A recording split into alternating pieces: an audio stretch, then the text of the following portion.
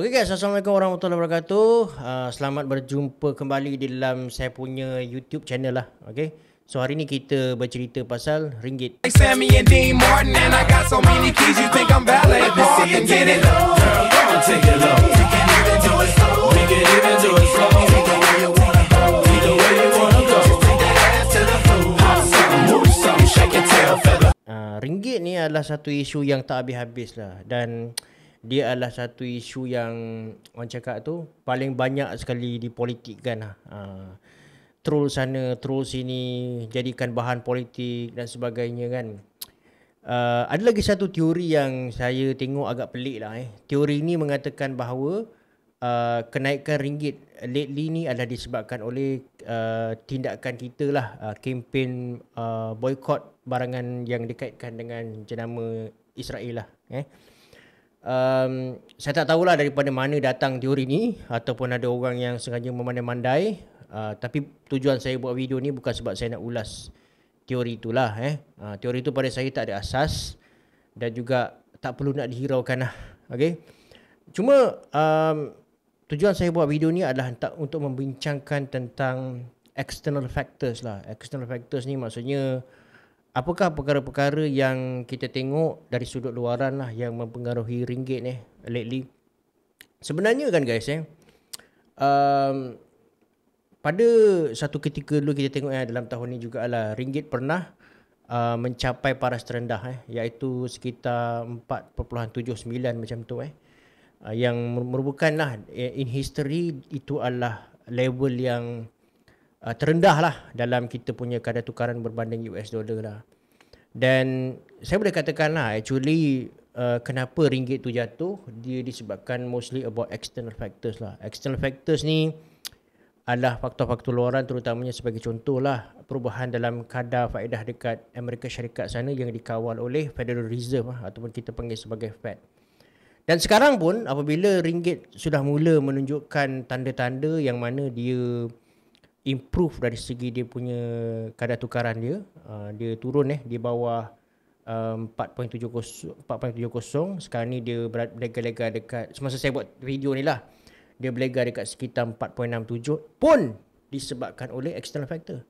Jadi masa dia turun dulu disebabkan oleh external factor, sekarang ni dia naik nilai pun disebabkan oleh external factor juga.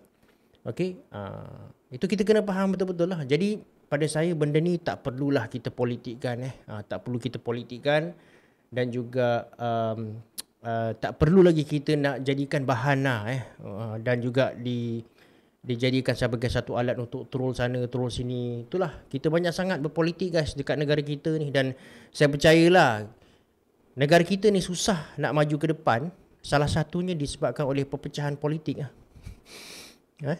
So kurang-kurangkanlah berpolitik, okay? Dan pada hakikatnya lah pada hari ni ramai pengurus dana yang percaya bahawa Fed ni sudah sampai ke paras, sampai ke end of monetary tightening cycle. Maksudnya dia dah, lepas ni dia dah tak naikkan lagi kadar faedah dia lah. Ramai pengurus dana sekarang ni percaya yang Fed dah sampai satu tahap di mana dia punya kadar faedah tu dah maksimum. Maksudnya dia dah tak naikkan, dan the way forward adalah Fed perlu turunkan balik dia punya kadar faedah tu. Bila kita tak tahulah, kalau kita ikut, kalau kita dengar cakap Jerome Powell pun, dia kata Fed akan mengekalkan kadar faedah dekat paras sekarang ni, iaitu sekitar 5.5% dalam jangka masa yang lama, sebab dia kata risiko inflasi tu masih ada lah. Okay? Tapi kita tengok sekarang ni possibility untuk Fed naikkan lagi kadar faedah tu dah mungkin berkurangan lah. Saya tak boleh nak cakap for sure dia tak naik kan. Saya cuma boleh cakap dia punya possibility tu berkurang lah. Okay? Dan ini menyebabkan modal-modal jangka pendek, ataupun kita panggil sebagai short term capital flow, ini kembali dia pulang semula ke Malaysia. Short term capital flow ni apa? Short term capital flow ni dia adalah sejenis modal yang mana dia diletakkan dekat sebuah negara tu dalam untuk pelaburan jangka pendek yang biasanya kurang daripada 1 tahun. Dan pergerakan short term capital flow ni dia akan mempengaruhi kadar tukaran dalam jangka masa pendek. Okey. Dia jadi sekarang ni apa yang berlaku especially pada tahun ni lah, pergerakan dalam ringgit ni dipengaruhi oleh short term capital flow.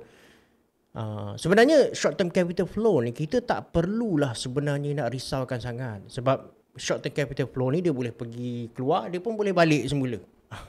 Okey. Kalau dia keluar daripada negara kita, of course lah kadar tukaran kita jatuh lah.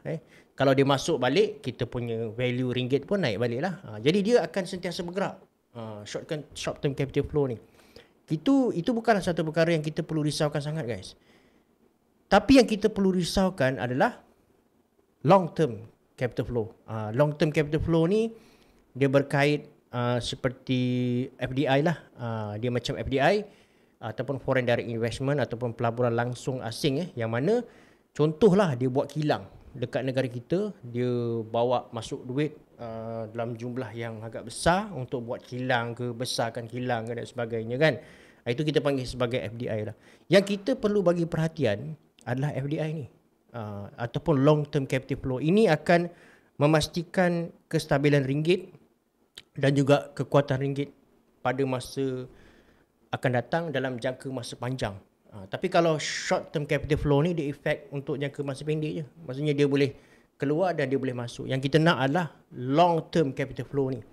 Jadi long term capital flow ni dia banyak bergantung kepada dasar kerajaan. Dasar kerajaan, polisi kerajaan. Itu akan menyebabkan long term capital flow ataupun FDI ni masuk. Contohnya macam kerajaan kan ada buat NETR kan untuk kita punya tenaga, sektor tenaga, solar dan sebagainya kan, renewable energy dan sebagainya. Lepas tu financial discipline. Kerajaan sebagai contoh menurunkan kita punya defisit kan, dan juga try untuk reduce kita punya debt level tu daripada terus meningkat dengan terlalu tinggi kan. Dari segi financial discipline. Dan juga kerajaan pun dalam RMK ke-12 dia tambah lagi kita punya peruntukan sebanyak 15 bilion yang mana itu menjadikan kita punya development expenditure tu meningkat kepada 90 bilion setahun selama 3 tahun lah. Itu adalah antara dasar-dasar yang saya percaya dia boleh mempengaruhi ringgit ni dalam jangka masa yang panjang. Alright guys, apa pandangan korang tentang video saya yang ni? Kalau korang rasa bermanfaat, jangan lupa bagi saya satu like dan juga sharekan video ni ramai guys. Assalamualaikum warahmatullahi wabarakatuh. Jumpa lagi di dalam next video dalam saya punya YouTube channel.